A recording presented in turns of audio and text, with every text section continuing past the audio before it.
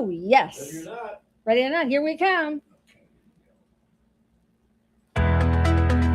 Welcome to the Author's Edge radio show with Guy L. Freer. Now, their show airs nationwide on the My Genre Radio Network, Monday through Friday at 2 p.m. and 7 p.m. Each week on their show, they help authors create books that transform our lives and imaginations. Through radio excellence, they create a unique community resource, one that promotes, connects, and fosters a sense of well-being. Guy L. maintain a focus on sharing books, publishing, marketing, and writing solutions. They serve listeners by providing outlets for their creative skills and energies, and they help them flourish in the competitive marketplace. Their weekly show provides intros, writing spotlights, helps you in promoting your book, your writing, your publishing, your marketing tidbits, and much more. Welcome to Author's Edge Radio Show. I am your host, Guy L. Freer, and each week we bring you thoughtful, lively conversations with writers, publishers, songwriters, illustrators, and artists as we explore the power and craft of storytelling. You can catch us every Saturday at 8 a.m. and Sunday at 7 a.m. on KWRH FM 929 and KXOK FM 1029, or stream online at KWRH929.com and KXOK1029.com, as well as on the free apps iHeartRadio, Odyssey, and TuneIn. Author's Edge also airs nationwide Monday through Friday at 8 a.m. on the My Genre Radio Network.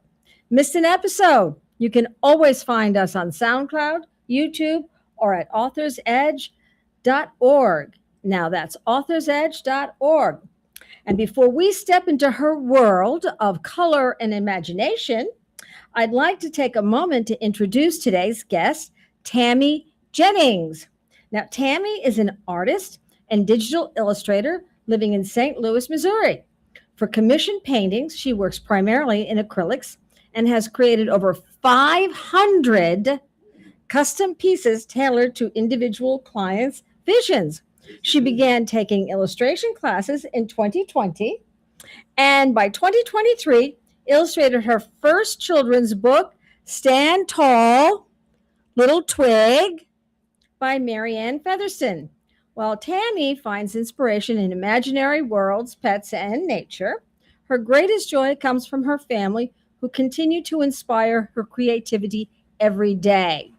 Tammy, welcome to Author's Edge. Good afternoon. It's so good to have you with us today. So good to be here. Good. It's such a wonderful journey. So let's start right from the very, very beginning. 500 custom pieces? That's not just a body of work. That's like a lot of stories.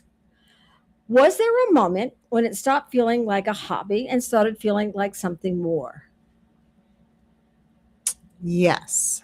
I think that the whole time as I was illustrating the Stand Tall Little Twig, I had a lot of people who were supporting me, but I also had a lot of people who doubted that I could do it.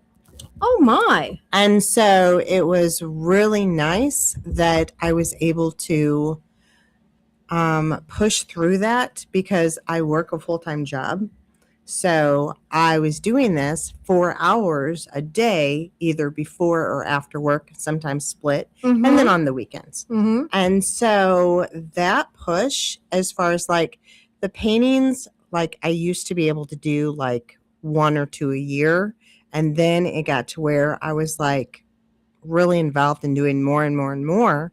And then after it started coming much faster and this opportunity came up to like change from an artist to an illustrator after I'd researched and learned and done all of this, that was a huge point of where I stopped doubting myself and just trudged forward and did it. And it's been such a blessing. Now, when you talk about going from the paintings to illustration, is it completely different set of skills? It is. You wouldn't think so, but it's not just the drawing and the painting and the planning out a composition. Now you're trying to add something to a story that's already there.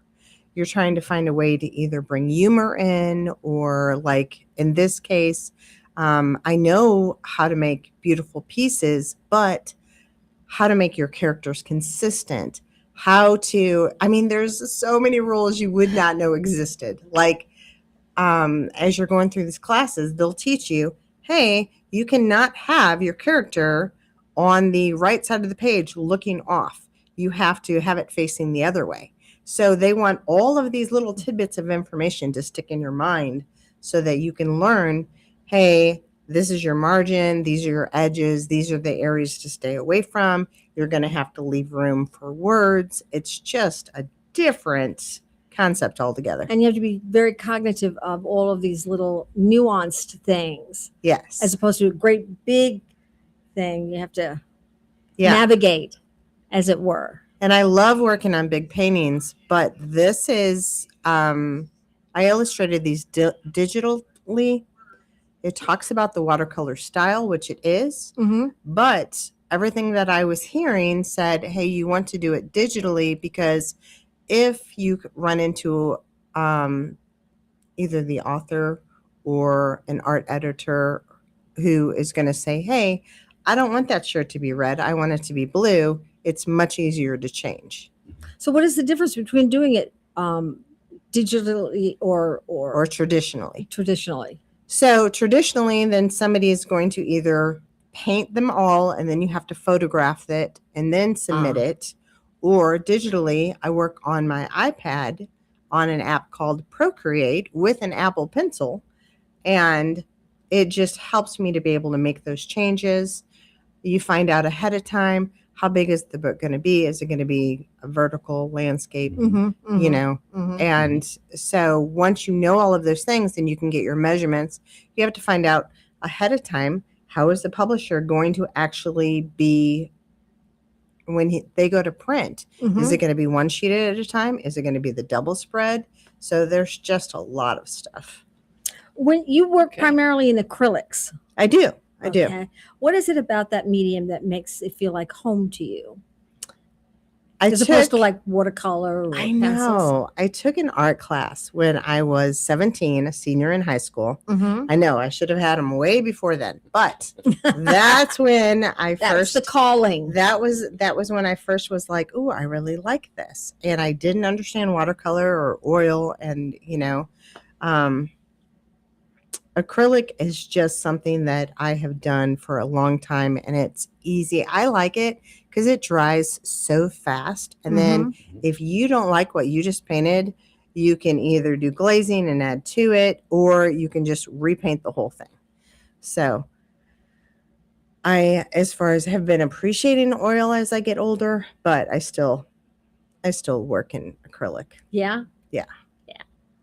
Before 2020, what did creativity look like in your life? Was it always quietly there, or waiting to be there, or?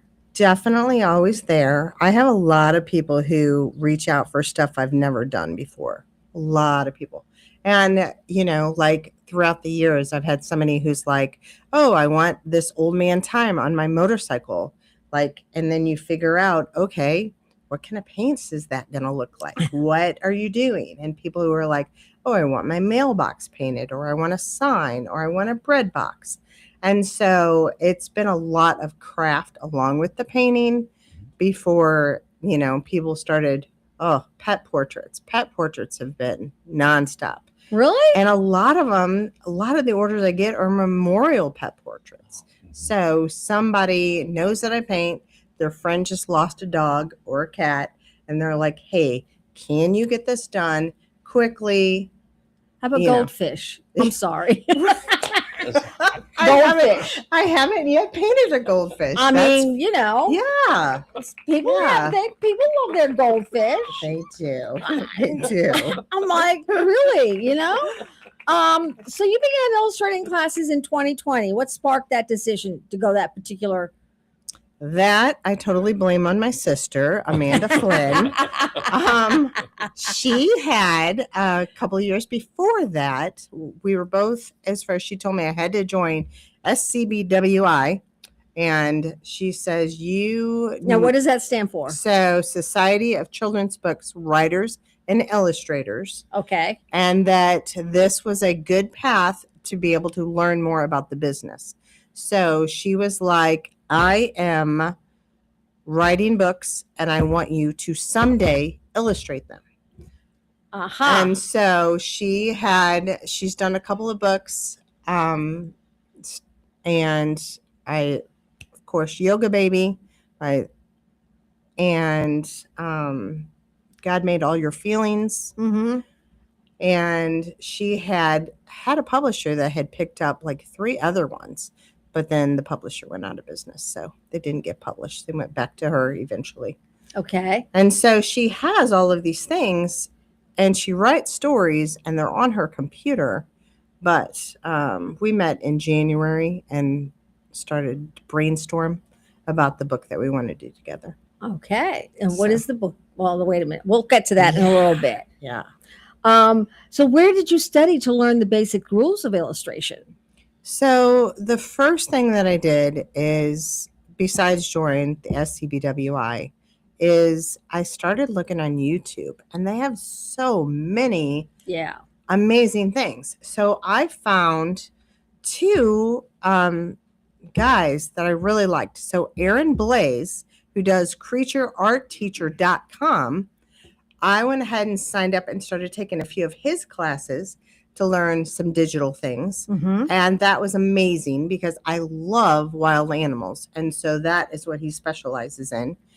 And he was an animator for Disney. So I was able to just learn a lot from him. And then the next one I'd found was Will Terry, who is part of 3 Point Perspective podcast, the SVS Learns. And that was amazing because he was like, this is how to illustrate children's books. And he had all of these steps and all of these different things. And of course, I haven't done them all, but we did it for a 5-year plan. You know, they were like, do this, this, and this, and it will happen. And it happened, in 2023. So that was amazing. All right. And how did the artistic voice evolve as you moved from painting into illustration? I think my artistic voice, Mm-hmm. I think that I'm learning that I really like texture. I really want to learn how to convey emotions, Mm-hmm. and I want people to linger. I want them to be able to just not, like, I have grandchildren, so a lot of the toddlers will just want to just be like, okay, we're done. Like, Mhm. flip through it really fast. And one of the nicest compliments have been that the toddlers, whether it's at the church or other people who I know, who have said they have this book. This is the book that they want to go and curl up with mommy and daddy and go through And look at the and picture. look at the pictures. Mm-hmm. So when Ann and I were first discussing this, I think the hardest thing was like, I don't know how to make a tree interesting. And I was like, are you okay with me just putting in as many animals as I can? Because I love animals. And so she was like, yes, absolutely. And so she had a lot of great insights, and I was just so thankful. And it's been a good journey. I feel like I have much to learn, though. So that's a hard question for me. Well, it's a process. It is a I don't think- process. It's a You know, journey. Yeah, it's a journey. Process, yeah.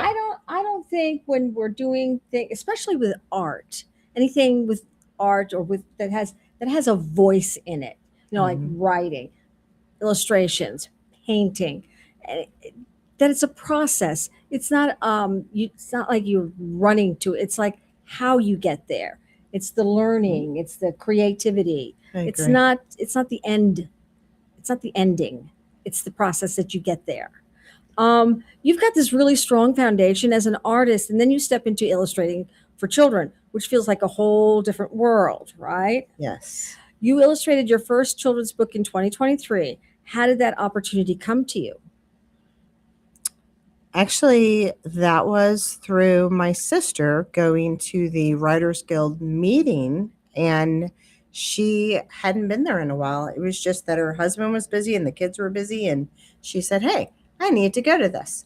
And she went, and her and Marianne talked. Marianne brought up the fact of how do you do this? Like when you are wanting your book illustrated, do you actually hire an illustrator or do you go with AI? Do you do Mm-hmm. any of these other methods that you can just take a little bit of art and paste it into your book? And so Amanda gave her my name and number. And then she texted me as she's doing it. And she says, hey, got this lady. She might contact you. And I really feel like that was a God thing because the publisher already had an illustrator in mind for Marianne's book. Really? Yes. So it was already a done deal. The publisher had already said, I will do your book. You know, I've got an illustrator for you. And Marianne could have easily been okay with that. And instead she says, well, I'm going to go ahead and call.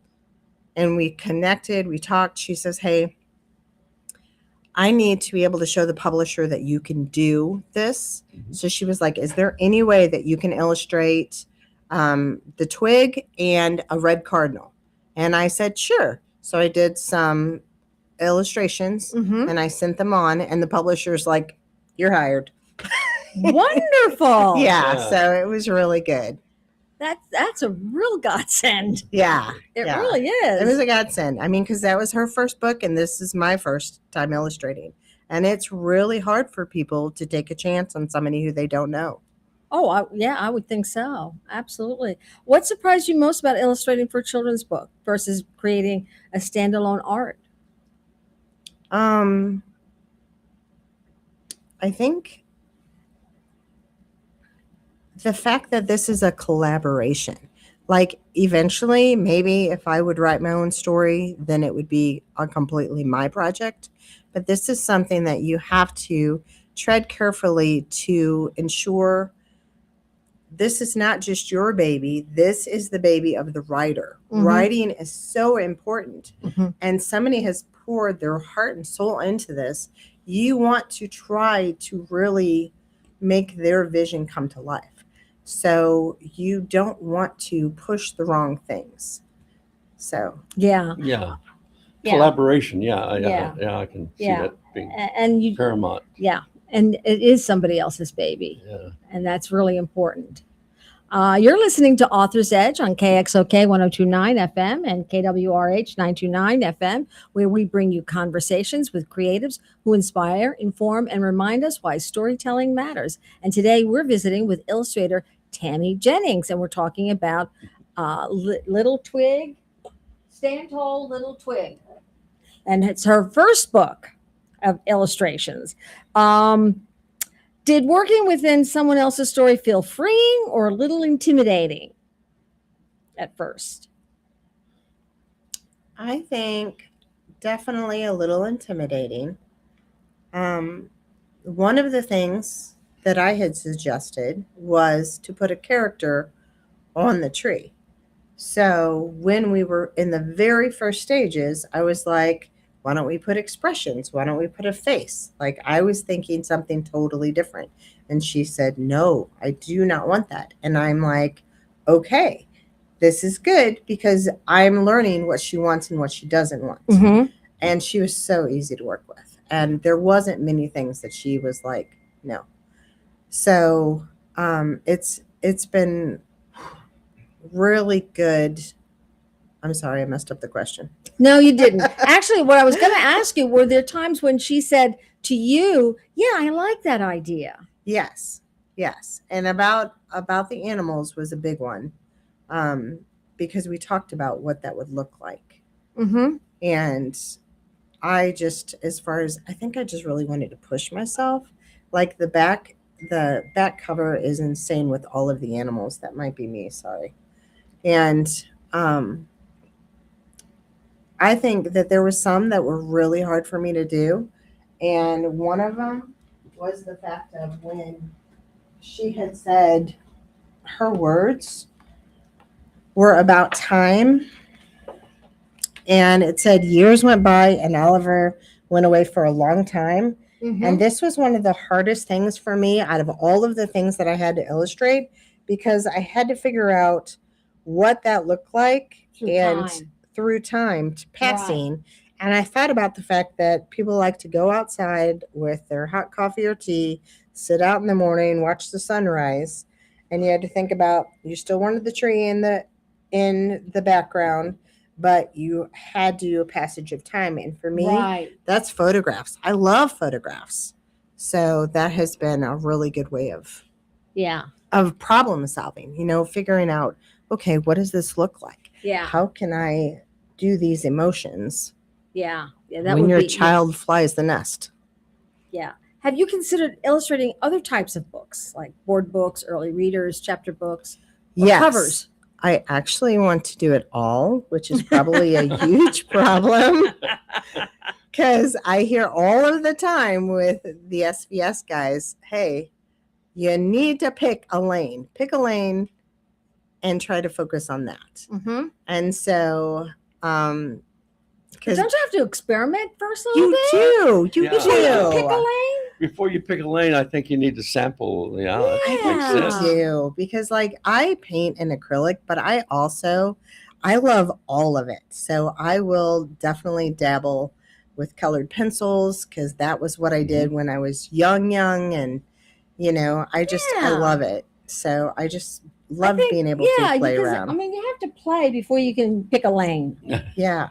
I Yeah. agree. So I agree. I don't really understand how people are so brilliant with the covers that they come up with, but I do the detailed enough work that I feel like I could do covers Uh-huh. if I could just understand the graphic layouts of how they would want it to be. And then board books, yes, absolutely. Board books look like they would be fun to do too. Oh, Grumpy Monkey. Have you seen that? That is my favorite right now.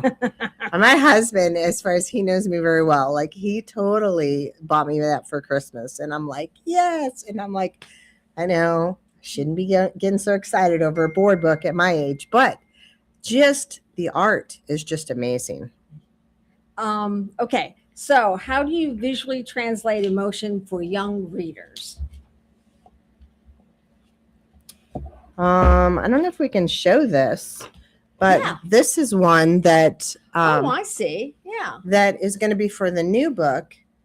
And yeah, I can see the grumpy I'm face. definitely trying to convey emotions with What's that one? the expressions.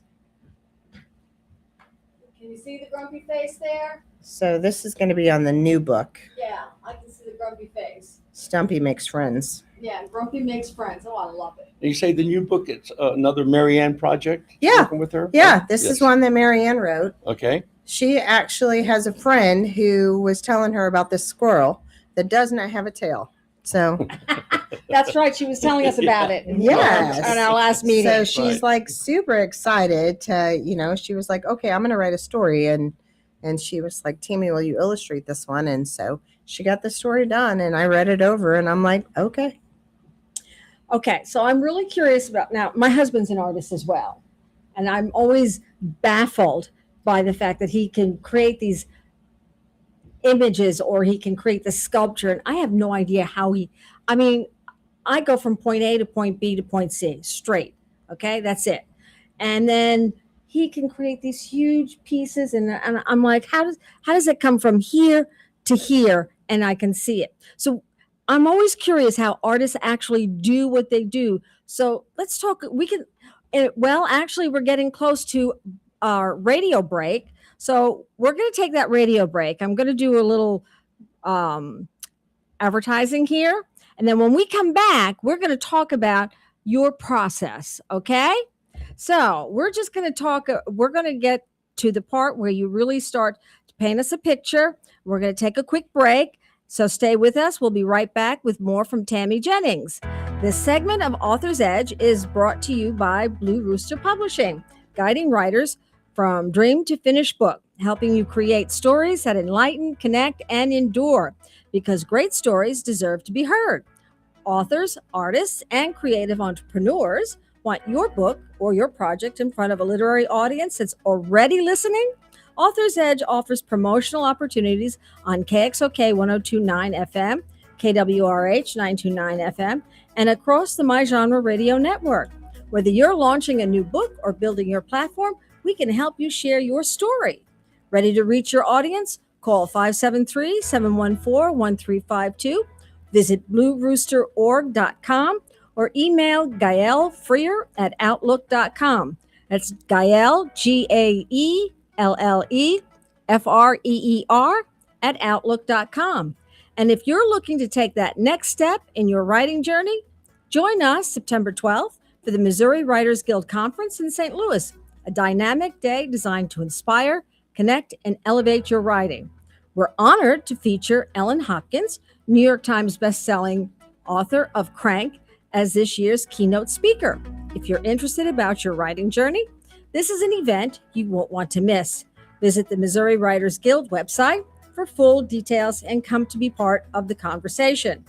Author's Edge, where writers and readers meet and stories find their way into the world. Stay with us, and we'll be right back with more from Tammy Jennings and her creative journey.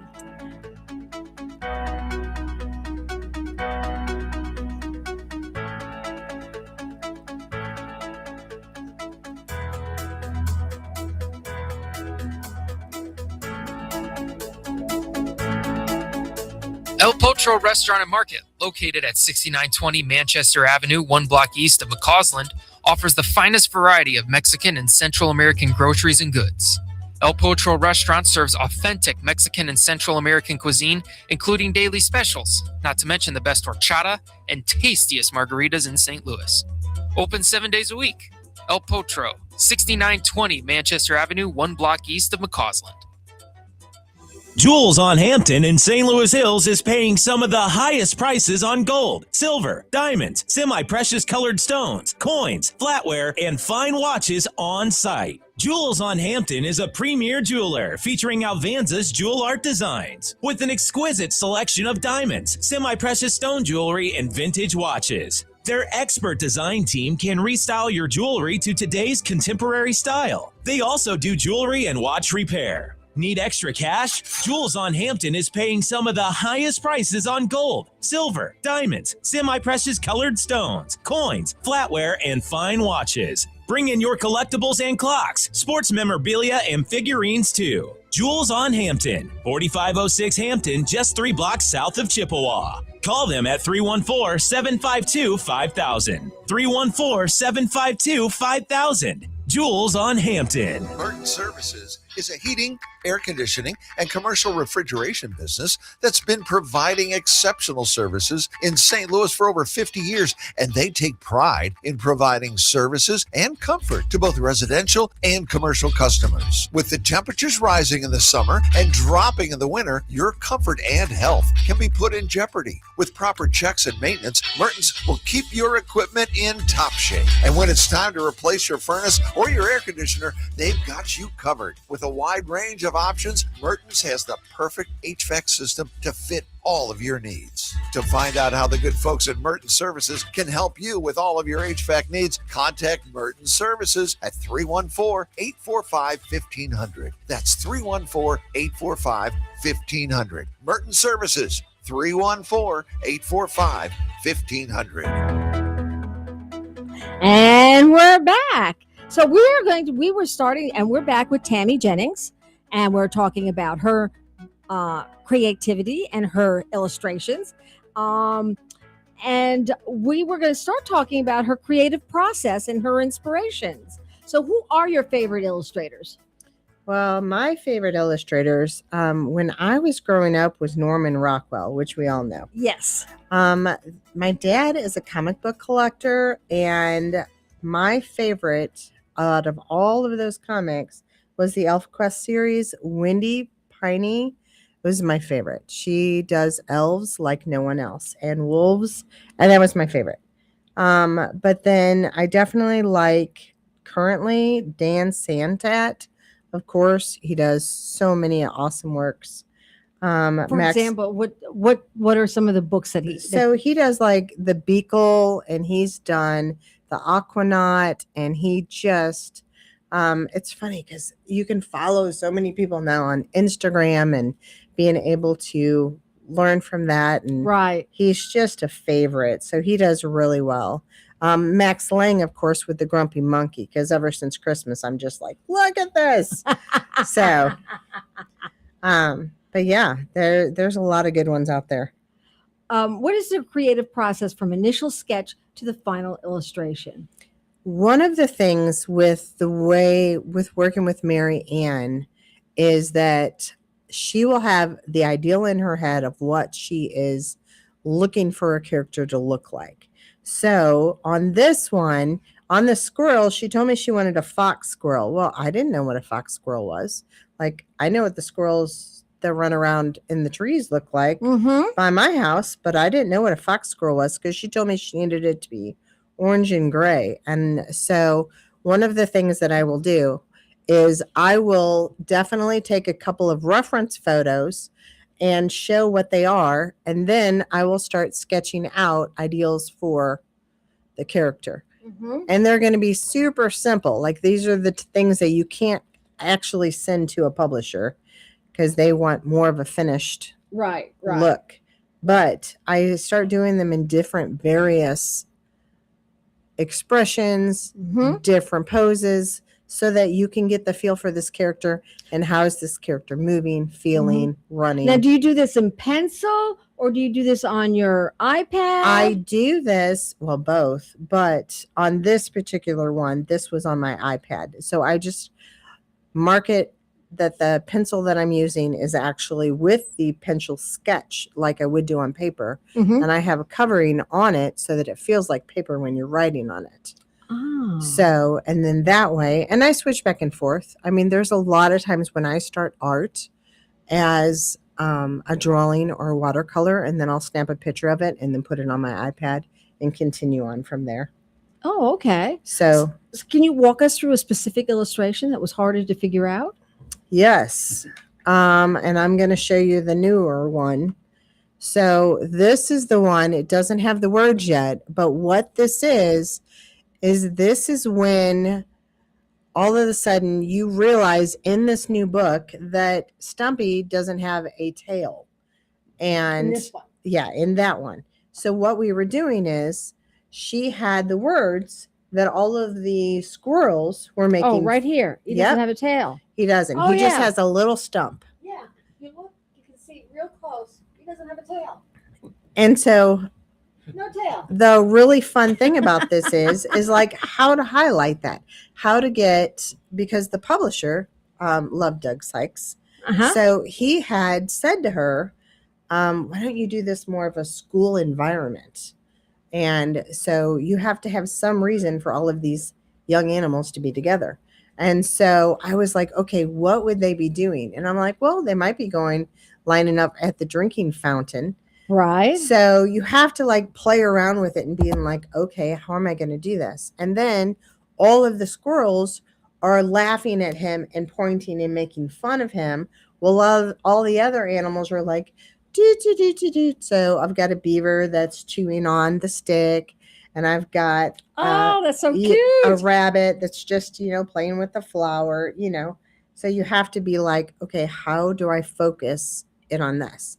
And in this one, then I put a white cloud behind him so that it highlights him. It gives you something to look at.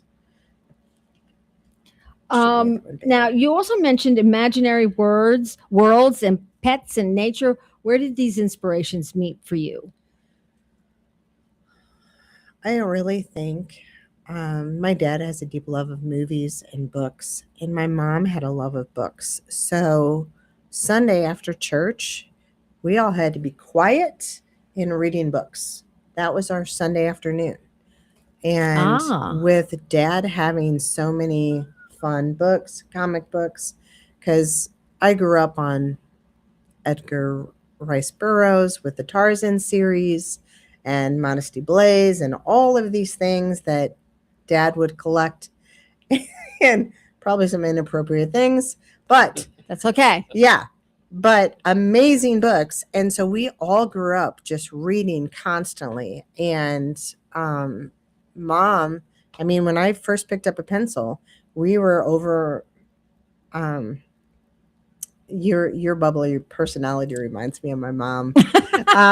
So it was just so much fun, and she always had all these friends, and we would go over to their house. And I remember one time just being so bored, and she was like, "Here, just sit in this chair and draw something," and that started it for me. Just being like, "Okay, I'm going to and draw. yeah, I'm gonna draw." So it's just been so much Well, fun. my mother didn't do that. Even if she had, it would have been a stick figure. It's just yeah, my talents don't run that way.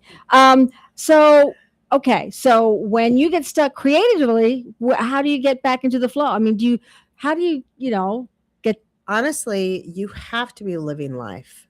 You are not going to get any inspiration if you're just sitting in the room by yourself. So if you get stuck, go out, take a walk, go do something else, go meet with a friend for lunch. Like, Same thing that you do if you're a writer. yes, absolutely. It will come, and when you're least expecting it, you will figure out how to problem solve. And the nice thing about with the illustrations, instead of just a painting, is you have all these different illustrations to do. So if this one's too hard right now, set it aside. Come back to That's it. kind of Work the on cool something thing. else. Yeah, you can change from different perspectives, and yeah. So how do you know when a piece is finished? Whew. That's a hard one. Probably when my husband is over my shoulder saying, "Stop it. It's great." I do the same thing to him. Do the same exact thing to him. I say, it's enough. Move. It's always good to get the input from another Yes. perspective sometimes. Yes. Another Yes. loved one. So you sent me a quote, okay, that you felt was really good, that you worked, that you liked, that was a good illustration of how you approach things. And you said, I want to sketch out a couple of lines from a book that really captured its heart and get your take on how you bring them to life. And you said, let's see, the ones that you gave me was Twig stood tall and proud. Someday I'm going to be great. And the other one, see, I think you gave me two. You gave me two. One day I will have lots of limbs and leaves to protect you from the weather. So when you read a line like Twig stood tall and proud, how do you visually interpret that sense of pride and growth in your illustrations? I think for that one, I mean, I love the fact that here's a tree and he's dreaming. He's thinking about the future. It's definitely a passage of time book Mm-hmm. that just tugs at your heartstrings. So I really wanted it to be, as a kid, reiterating the fact that you can be where you are. You might not be what you're going to be yet, but you are working towards that and developing and growing. And every little experience is going to help you to become the person that you want to be. And it's a journey, It is not such a journey. destination. Yes, And yes. even with that tree, I mean, the tree's it's not final. It keeps growing and it Mhm. keeps growing and it keeps growing, as we all do. And that's the Yes. cool thing, the idea of protection, limbs and leaves to protect you, feels so visual. How do you approach illustrating that feeling of shelter and care on the page? Yeah, and with that quote, I actually did a bird's nest in the tree too, Mm-hmm. because mommies are so protective of their babies, Yes. and it was just all of those little things that you think about. Yes. These lines are simple but powerful. How do you use the color and the shape and composition to reflect that quiet sense of dreaming big? I had a lot of color. I think sometimes I need to Yeah. really learn how to tone down on my color, but I No, you have a lot- definitely but even you have a lot of color, but there's a subtlety to it. It's Yeah, not. They're not so- like in your face colors. See, Yeah. That's one of my favorite illustrations. right, yeah. Of course, I really like Beautiful foxes too. illustration right there. Absolutely gorgeous illustration right there. And they're subtle though. They're not. Thank you. I like the subtlety of them. Yeah, I do. And the simplicity, because it doesn't overwhelm you, Yeah. Um, Thanks. Yeah, it's really, you did it's a beautiful book. It's absolutely gorgeous. It's book. funny to think how much a tree can change. How long did it take you to do that book? That was supposed to be done. I had set a goal for myself and for 3 months, and it actually took me 4 months. Yeah. But I had said it might be because most illustrations, they say take between 3 to 6 months for something that is this detailed. So I wish I could be one of those people who, Sandra Boynton with her board books and her cute little characters that are so fun and so simple. And I just, But keep in mind, this is your first one. yes. And look how beautiful that is. Thank you. So just keep in mind where you could go. Yeah. I'm really, Just like twig, you're gonna grow. Yeah. yeah. Yeah. Because this is your first one, and look how gorgeous that is. And then, Yeah. the sky's the limit. Hey, I also wanted to mention it. There's no wasted. I thought there was going to be another one before the second book. Uh-huh. And this is the art that I did for the main character. Oh, And my. it was going to be about a great horned owl. And we actually, he decided that he wanted to work on the story some more. So we stepped away from it. But it's never wasted, because then that just puts you in mind of, hey, I'll do something else. So I put a Bible verse on it and stuck it up on a canvas on my wall so that I could be like, it's just part of my journey. Absolutely. It's beautiful. Mhm. It is. And it's just so I was on a girls' weekend trip and look at I how was distinct having and- fun with watercolor. It's a strong image. Yeah, It I like is. It. It's I like a it. very It's got strong personality. image. It's got already. yes, that's Mhm. personality, as the other pictures do. What is one misconception people have about being a professional illustrator? A lot of people think because of the fact that we like it starts out as a hobby and we like to draw or paint, that it just all comes easy. But there's a lot of stuff to learn that people don't realize. So I think that that's one of the hardest things, is how many people are like, well, I would like you to do this, but I don't want to pay you any money because I just want you to have the exposure and the experience.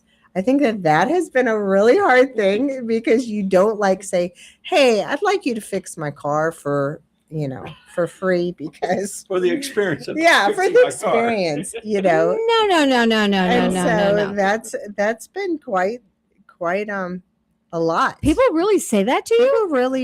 People really do. They really think, The audacity. and I think that honestly, people don't understand how much time it takes out of your life, because that was something that everybody knew. Hey, mom, and I'm a nana, so mom and nana is doing this in her spare time, and it might be that hey, I have a deadline to make. So there's times when, this is what I like about the tablet, is you can take it with you. Like if I'm going to a sports game or something else, and I have to, or if we're just going to be sitting around somewhere, then I would work on things, because it's a time thing.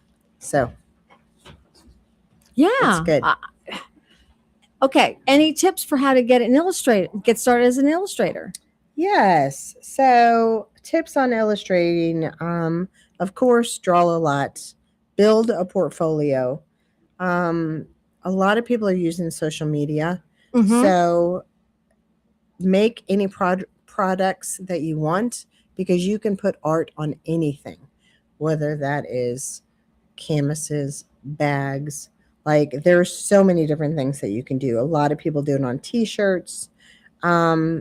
Take your classes and just keep learning, because there's a list of things, and they always say make your portfolio. Some people are like, get an agent, get the website. Those are all. Do you the need an things. agent? Not if you're going to work with self-publishing. Okay. So if you do get an agent, then it's going to be 35%, but then that's also, you have a good possibility of getting with one of the 5 main publishers. So there's plenty of small publishers that are willing to look past the fact that you don't have an agent negotiating for you. Right. So I think that both are good. My sister had an agent, and she went with a variety of publishing houses for what she was doing. And I think that that's good. And maybe someday I will. I don't right now. So I think that there's a lot of things that they're wanting you to have, and it's just What are some of the things an agent would want you to have? definitely like you have to have an up-to-date portfolio. Your portfolio, they say to update that at least once a year, if not every 6 months.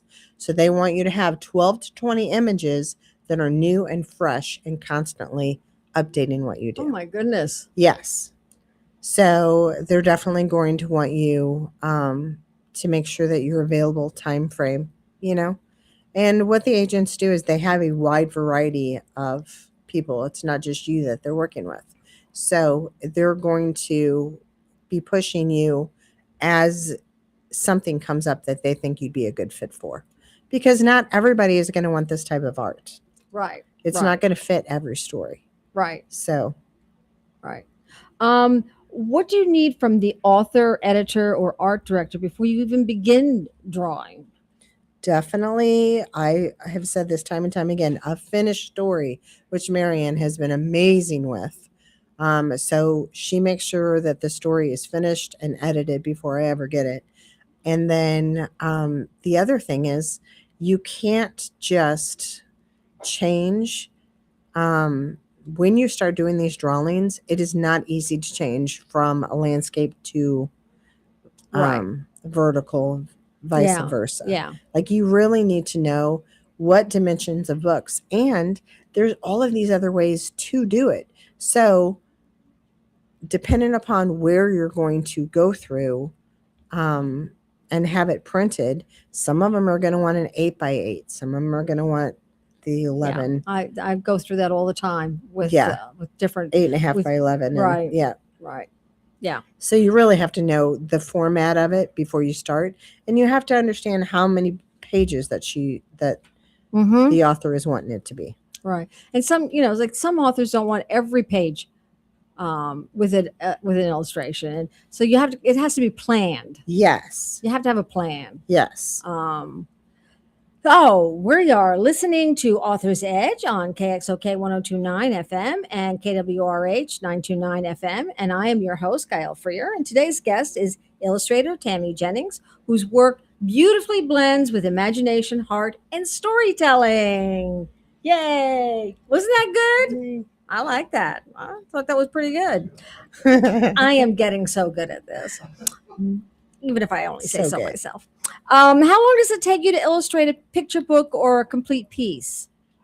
So for a piece, usually that is going to be 12 hours, sometimes 3 days. So it just depends. But definitely with the full project, I like to give myself 3 to 6 months timeline to get that done. Okay. Now you created over 500 pieces. Okay. What keeps that work fresh and meaningful for you? I think it's just the fact that I want to do so much. And sometimes, because I'm getting older, and sometimes your body aches and there's different things that's going on. And I try to just not stress. So like, it's kind of funny. I had gone downstairs to start some laundry this morning, and I'm like, ooh, I'm just going to take a few minutes because I have my art studio in my basement, and that art easel was just calling my name. And so I just quickly went ahead and was like, okay, I'm just going to set a timer 15 minutes, which I try not to do, but I was like, I knew I wanted to do some backgrounds of a tree. And I was just like, it just gets you excited. It's like, oh, this is so great. And then sometimes I'll leave the art studio and then come upstairs. And if my husband's busy doing something, then I have a desk upstairs that I will go and I'll start illustrating and drawing and working. And I try to do at least 30 minutes in a sketch pad every day to keep my drawing skills up. And I also have a new painting one that I can actually do in watercolor. So, which I've never had before. I got that one at Christmas. Wow. So it's been a lot of fun. So you make sure that you do at least 30 minutes of sketching every day. But Yes. it's doesn't mean that you're going to like sit in the morning and do 30 minutes and then you do your thing all day long.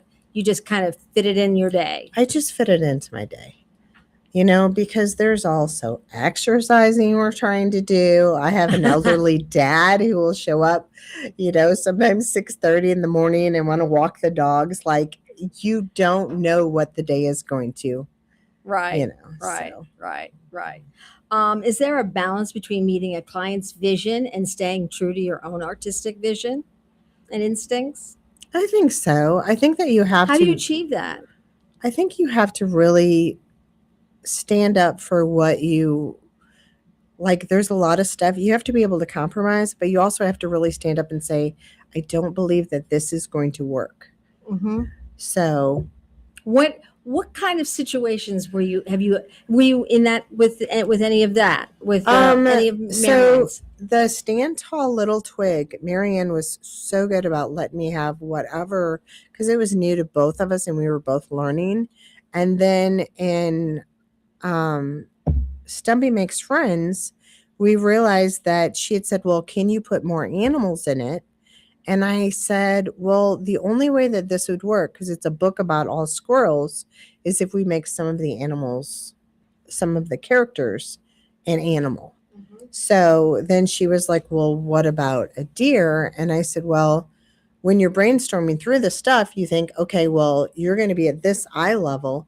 A deer with a squirrel is going to be hard to manage in this story because you're going to be seeing the legs and not, So I was like, what small animals? And we were able to brainstorm through that and be like, okay, well, then I could add a rabbit.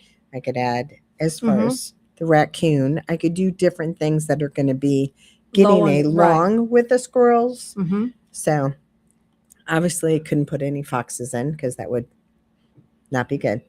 No predators with the prey. Yeah, that's a different story. That's a different story. Yes. That's the backstory and how Stumpy lost Yeah. his tail. That's what Yeah. you want to know. Yeah, see?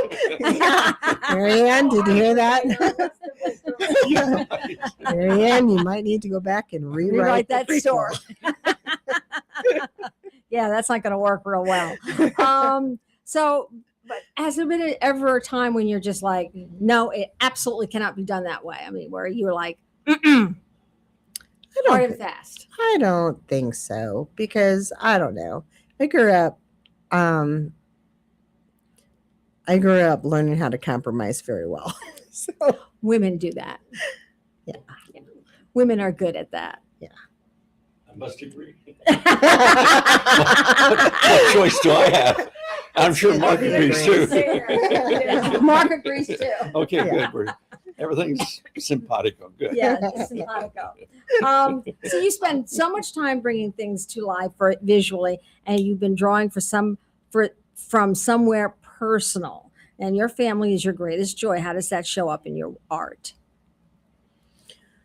I actually draw my grandkids a lot. Yeah. So a lot of our pets, but definitely the grandkids, because all right, I probably shouldn't admit this, but I have like 40,000 pictures on my phone. And well, that's okay. I'm up there. Okay. I'm up there. Okay, because I'm obviously with all of their sports, and that really helps because you're never going to be asked to illustrate a children's book for like soccer or basketball if you've never drawn a soccer or a basketball. So these are things that I'm constantly watching my family snapping that picture so I can reference it later on some fun expression, and it's been good.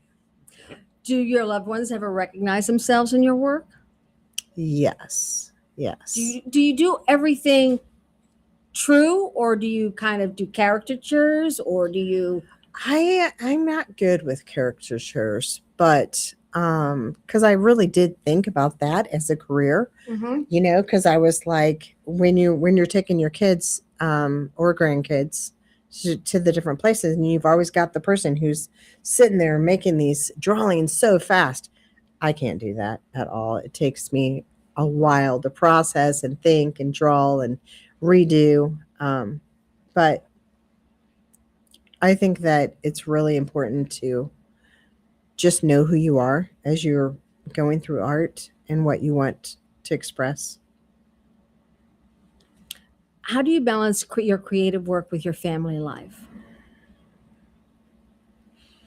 I know that I can either get up super early or I can work really late if I have to, because there are plenty, almost every weekend, birthday parties to go to. So you have a large family? I do. I have 5 kids, and my. I have 10 grandkids so far. And my youngest is at S&T in Rolla, so he is getting ready to turn 20.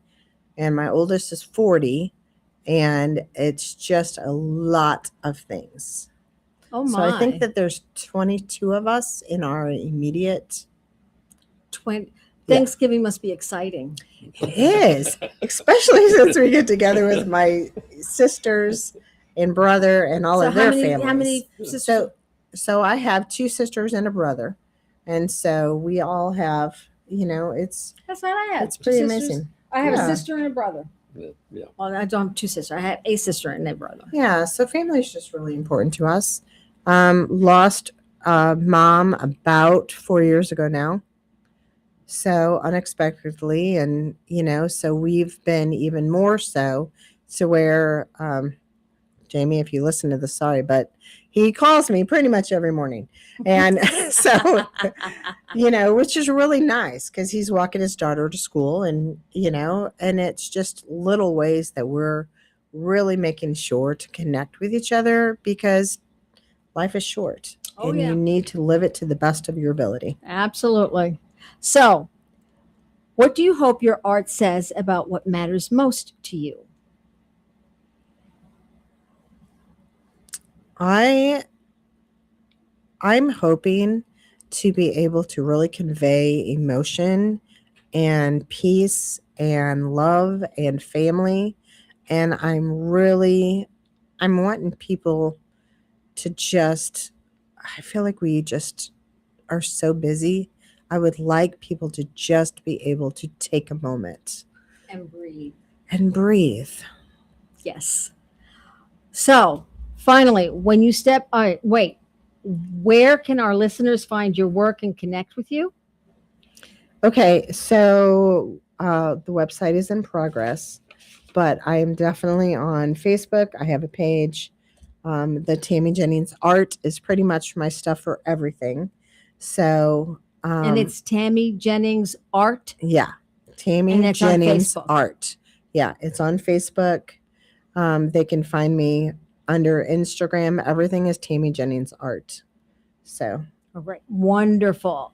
And finally, when you step back and look at everything you've created so far, what feels most true about your journey? I never believed I could do it. So I just feel very blessed, very thankful. Definitely been working on practicing gratitude, because I believe that God has definitely put this desire in my heart, and it's been really nice to have it come true. Wonderful. Thank you so much for being with us today. Your work in Stand Tall, Little Twig by Marianne Featherston really paints the picture that even the smallest ideas can grow into something meaningful. Like Twig, you've shown us that dreaming big starts small and grows beautifully. It's been such a joy having you here with us today. Our next show will feature Jeanette McDermott, author of Walk the Pilgrim's Path, Discovering the Black Madonna Shrine and Hidden Grottos of the Ozarks. And to our listeners, thank you for being part of our literary community and for supporting the stories that challenge us, inspire us, and carry us somewhere new. Thanks for listening to Author's Edge on KXOK 1029 FM and KWRH 929 FM. You can catch us on air each weekend, stream at kxok.com and kwrh.com, on iHeartRadio, Odyssey, and TuneIn, and nationwide on the My Genre Radio Network. Missed an episode? Find us anytime at authorsedge.org. Until next time, keep reading, keep writing, keep creating, and I'll see you around the inkwell.